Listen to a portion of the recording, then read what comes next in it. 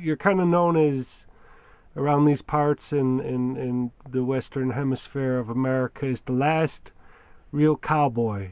As you rode the range, how many miles a year with cattle or horses riding? You used to ride horses, right, or cattle? And how many miles was it every year? When I would ride the mountains and take care of cattle in the mountains, my fence, I would have to check the fence every day to make sure nobody had went through it and broke the wire and my cattle was getting loose. So I rode my fence, besides checking the cattle to see if there was any sick ones I needed a doctor. My fence all the way around it was 55 miles. So I rode that 55 miles every day. That's the reason I needed to change of horses. See, I needed 8 or 10 horses because a horse can't take that many miles all the time, but I could make that 55 miles.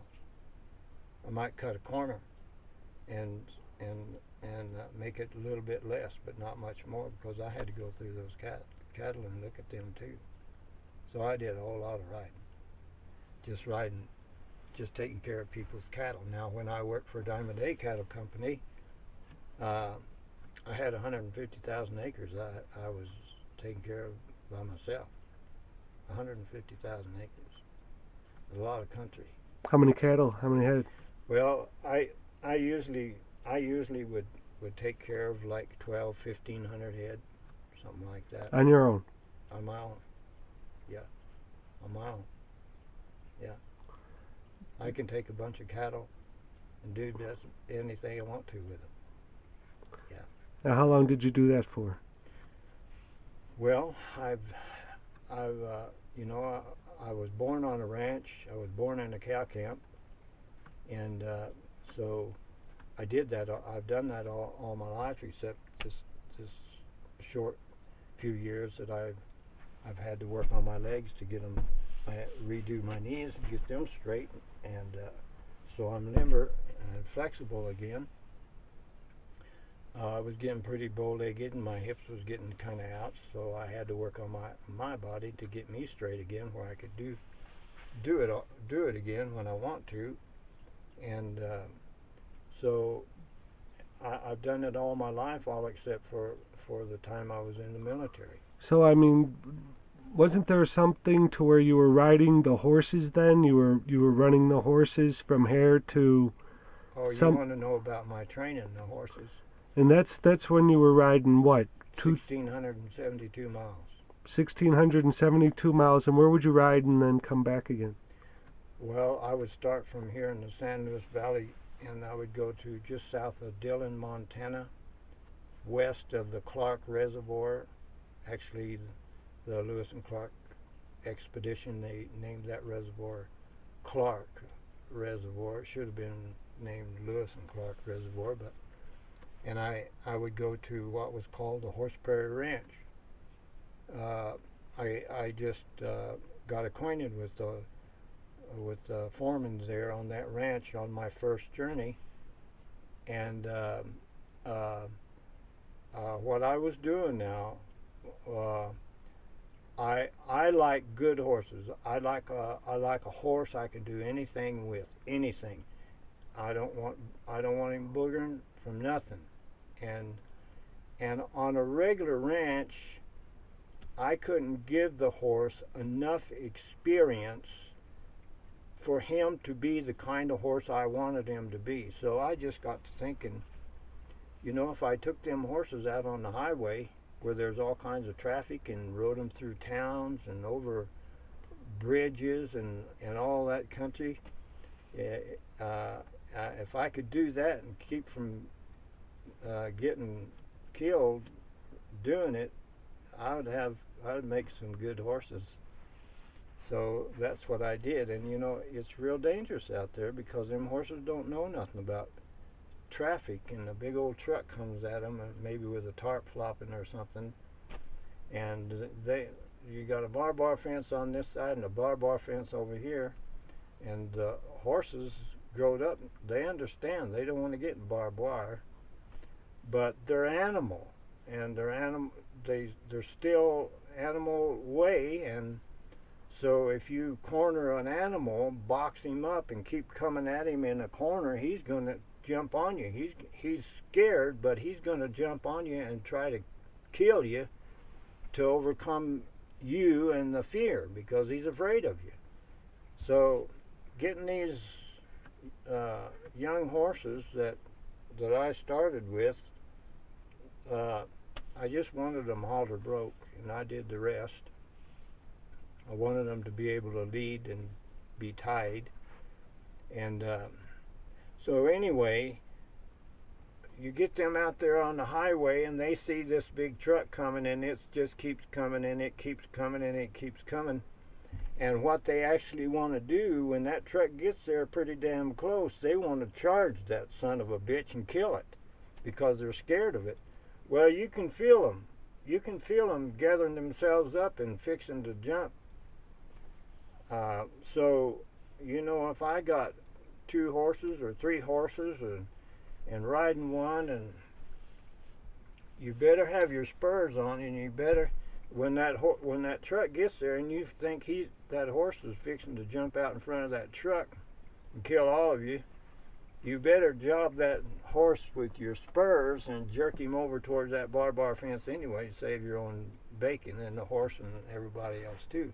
So that's what I had to contend with first. I had to get them used to that traffic and all of that, which is dangerous as hell. You have to excuse this, I'm letting stuff dry. All my shelves are just made out of slab lumber, and of course I made my stove, and there it is, man. And my hat rack is my hat rack's a stump that I just whittled out. Oh, very nice. And that's my hat rack. What you can do with an old UPS truck, man. This is awesome. Yeah. You know, but everything's got to work. You know, so I spent a lot of time thinking about everything's got to work together. Yeah. You know, it's got everything can have a place. Uh-oh. Hold on.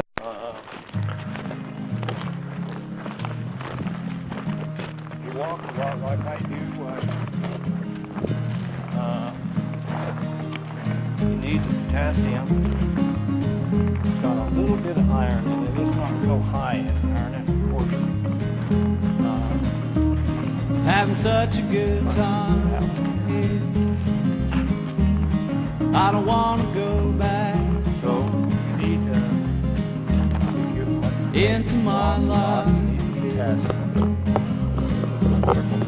Now to be unknown. Well, never look back. I don't want to turn to stone. Never look back. I don't want to turn to stone. Never look back. I'm afraid I'll turn to stone. You can cook it. Don't look in her eyes, man. She's a devil in disguise. Don't look in those eyes, man. Just once your mind is blown, don't be so surprised. But it's she turned you into tastes stone. like squash when you cook it, but this way, to me, it's more like a cucumber. And everyone Some of that is awakens from the dream. cross.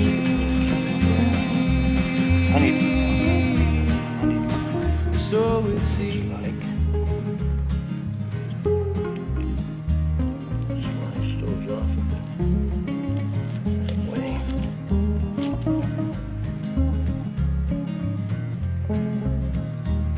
Having such a good time.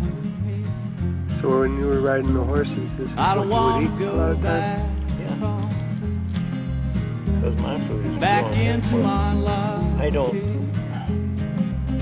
literally, back out of the unknown. and really, I don't Well, have, try to turn around I now. don't have to have money. Cause I was alone, tried to turn around now, 'cause I felt alone. I tried to turn around now, and almost turned to stone.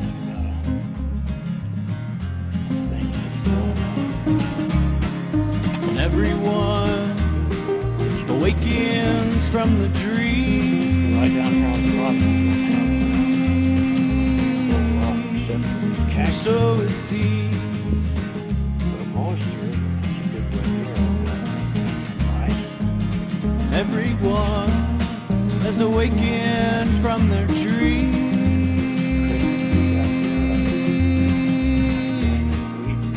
Except for me. Make sure there's no more spines left on it. It is good for your stomach. It's good food. Doesn't have a bad taste. Tastes like a cantaloupe almost. Yeah, you can just almost put a taste to anything like that. And different ones will taste